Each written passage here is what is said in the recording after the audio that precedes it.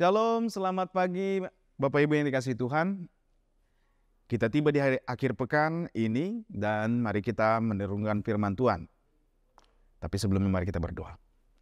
Terima kasih Bapa di surga untuk penyertaan-Mu sepanjang 1 minggu ini dalam semua aktivitas kami, dalam semua pekerjaan dan seluruh perjalanan kami. Kami mensyukuri kebaikan-Mu dan pertolongan-Mu bagi kami. Sebentar kami merenungkan firman-Mu, berfirmanlah Tuhan. Roh-Mu menyertai kami dalam Kristus Yesus Tuhan.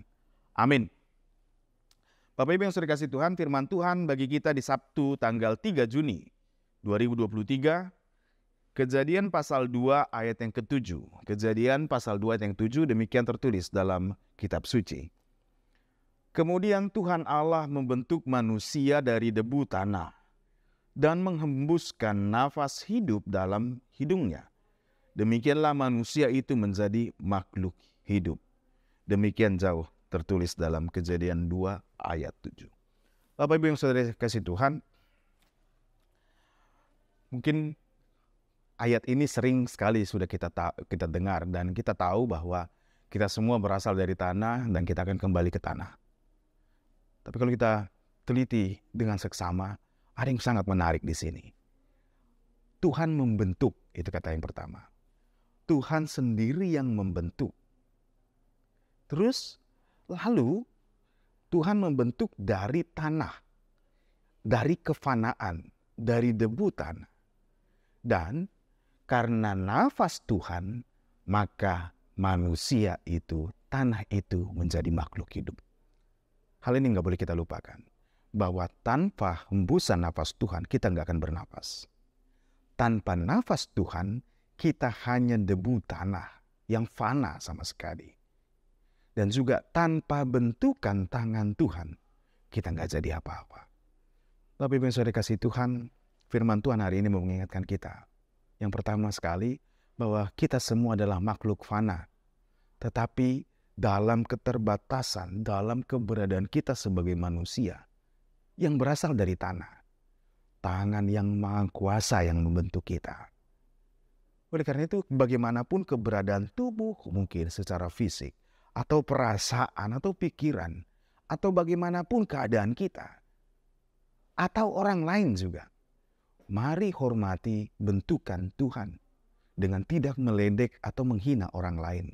Baik karena fisiknya kah, warna kulitnya kah, atau karena bentuknya yang berbeda, deformity contohnya, atau ukuran tubuhnya.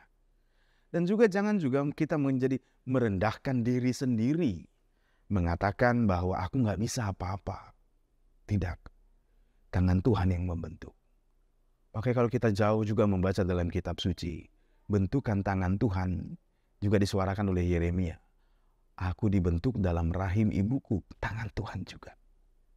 Nah, Bapak Ibu saudara kasih Tuhan, saudara dan saya, kita semua adalah orang-orang yang dibentuk oleh Tuhan dari debu tanah. Dan juga yang kedua, jangan pernah kita lupakan bahwa kita fana dari debu tanah. Artinya nggak ada bedanya semua, walaupun bentuk berbeda, kemampuan berbeda, pangkat, kehormatan berbeda, semua akan kembali kepada tanah. Dan itu yang tidak pernah boleh dilupakan. Backnya, groundnya sama, dasarnya sama, tempat berpijak kita sama, yaitu tanah. Jadi dengan demikian, kalau kita punya kuasa, mari kita ingat untuk memuliakan Tuhan. Kalau kita punya pangkat, mari kita juga ingat memuliakan Tuhan. Kalau kita tidak punya apa-apa, kita muliakan juga Tuhan. Bukan berarti hidup kita tidak berarti. Kenapa? Yang membuat semua menjadi berarti, keberadaan kita dan diri kita, hidup kita, adalah nafas Tuhan. Yang membuat kita bernafas, menjadi kita makhluk hidup. Dengan kata lain, kalau Tuhan yang membentuk, Tuhan juga yang memberi kekuatan, memberi nafas itu sendiri. Kuasanya masuk kepada kita sehingga kita beroleh kehidupan ini. Berarti hidup kita bukan milik kita. Hidup kita adalah milik Tuhan. Dan Tuhan punya agenda kerja bagi kita yang mau kita laksanakan selama kita hidup. Karena itu bagaimana saya bisa memahami kehendak Tuhan, menjalankan agenda Tuhan. Ini yang kita perlukan Bapak Ibu. Kita perlu mengetahuinya dengan cara Roh Tuhan yang mengajar kita. Rohnya sendiri adalah hikmat. yang meletakkan dasar bumi bahkan. Juga roh hikmat itu yang disebut dengan Roh Kudus, itu juga yang menyediakan keselamatan kepada kita, yang memilih kita lewat kematian dan kebangkitan Kristus.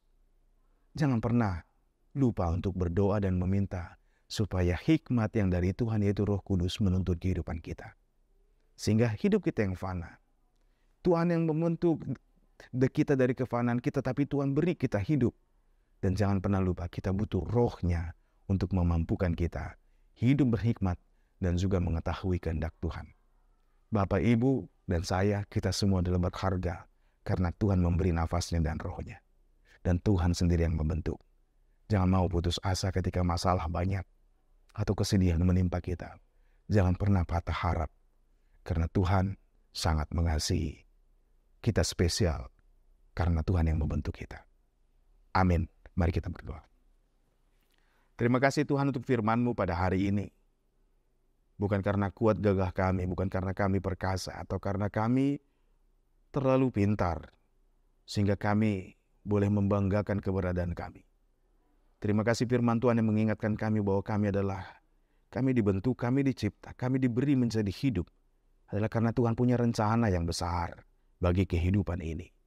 Dan Tuhan tempatkan kami sebagai orang-orang percaya untuk melakukan hidup di tengah dunia ini, supaya kami melakukan pemberitaan kasih Tuhan. Bapa, berkatilah kami. Tuntunlah kami dengan hikmat-Mu. Tuntunlah kami juga dengan roh-Mu. Roh-Mu yang akan menuntun kehidupan kami. Sehingga kami dimampukan mengerti akan rencana Tuhan dan mengerjakan pekerjaan Tuhan dengan sukacita. Terima kasih Bapa, kami mengakui bahwa hidup kami adalah milik-Mu. Dalam Kristus Yesus Tuhan. Amin. Selamat berakhir pekan, Amang Inang, Bapak Ibu Saudara yang kasih Tuhan, Tuhan Yesus memberkati. Shalom.